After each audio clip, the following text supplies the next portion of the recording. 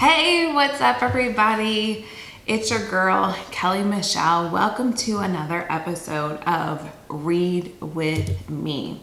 If you are new to this channel, thank you so much for clicking on this link.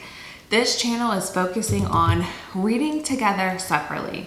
I choose a book. We will read that book throughout the month, and then I will share Monday, Wednesday, and Friday my thoughts and reflections from the assigned chapter or chapters that we read. Our goal is to read virtually, separately together, one book per month, 12 books per year. And we are halfway through the year. This is June, and we have been diving into The Garden Within by Dr. Anita Phillips. Last time we went over chapter 2, and this time we will be going over chapter 3. And I just wanted to quickly just give you some content as far as how this book is organized. Part 1, which is chapter 3. Chapter 3 is a part of part 1, which is Soil Power. That's the title.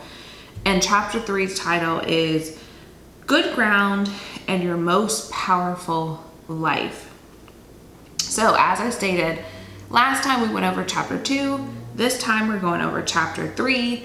And next episode, we will be reviewing chapter 4. So let's dive into my thoughts and reflections on chapter 3. But before I do, just as a disclaimer, I am not sharing these concepts and ideas and takeaways as my own.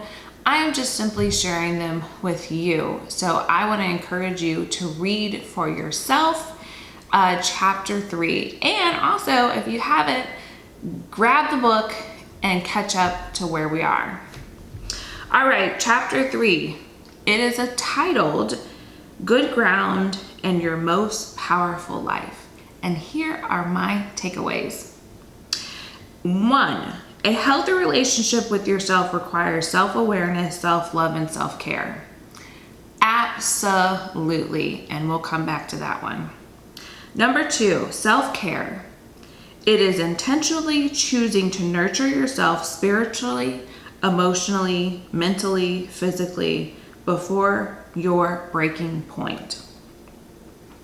Chapter 3, purpose.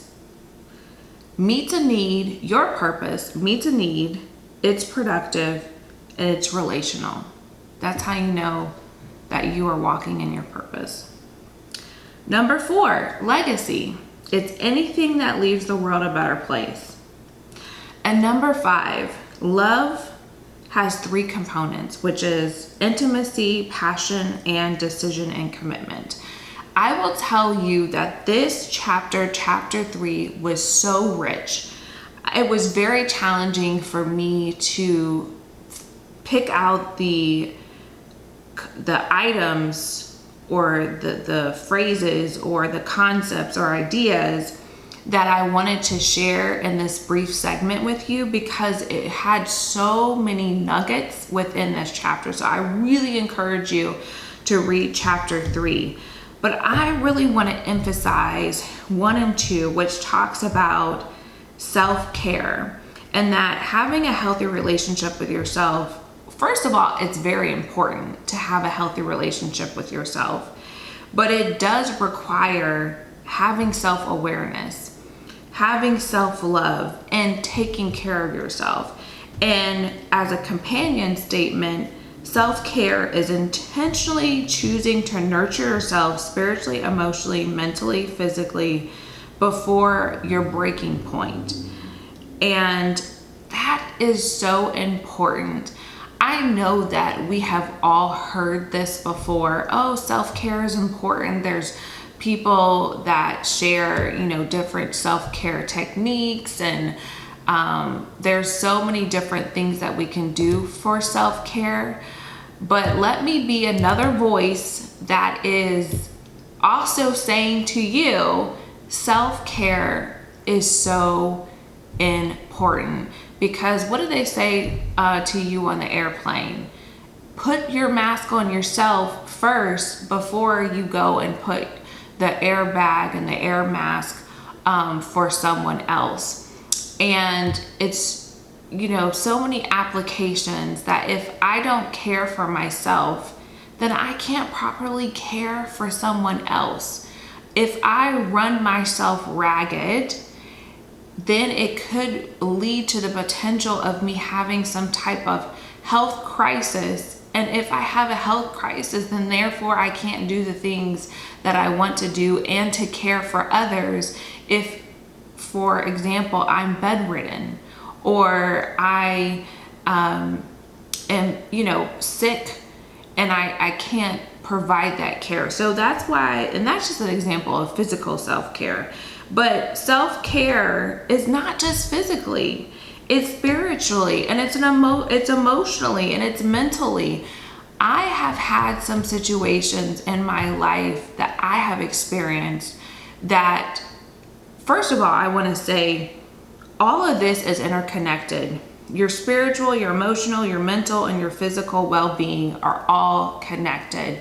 But I specifically want to talk about your emotional and mental well-being can affect your physical well-being. And I have experienced that myself, that when I have had a lot of stress in my life, it manifests itself physically. And it is not a positive manifestation. And so that's why it is so important to be aware. Self-awareness, that was part of number one, aware of how you're doing and take inventory with your emotional and your mental well-being, and really take the time to nourish those parts of yourself, a part of self-care. And so again, I want to emphasize, please read chapter 3. There are just so many nuggets, so many things I took away from it. I just do not have time in this segment to go over all of them, but there's so many things that you can learn about having a healthy relationship with yourself and how important that is. As I said, next time I will be going over chapter 4. And so before I end today's segment, I want to encourage you with a couple of things. Please take some time to read today. However amount of time that you can allot, take some time to sharpen your mind, to learn something new, or to read a good story. If you are enjoying this channel, please like, share, comment, and subscribe. I want this channel to explode. I want this channel to grow, and I want us to have a huge virtual book club. If you have not picked up the book, just a reminder, there's still time and you can catch up to where we are right now in our reading journey.